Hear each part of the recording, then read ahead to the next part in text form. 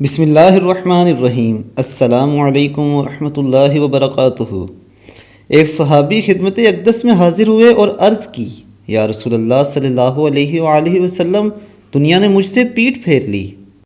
آپ صلی اللہ علیہ وآلہ وسلم نے فرمایا، کیا وہ تسبیح تمہیں یاد نہیں جو تسبیح ہے ملائکہ کی اور جس کی برکت سے روزی دی جاتی ہے؟ ہلکہ دنیا آئے گی تیرے پاس ذلیل و خوار ہو کر، طلوع فجر کے ساتھ 100 بار کہا کر، سبحان اللہ وبحمدہ سبحان اللہ العظیم وبحمدہ استغفر اللہ۔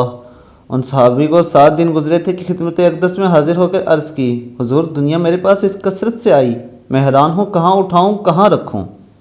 نبی اکرم صلی اللہ علیہ وآلہ وسلم کی اس تسبیح کو میری آپ سب سے یہ گزارش ہے کہ آپ یاد کر لیں اور صبح فجر کی نماز کے بعد 100 دفعہ ضرور پڑھیں۔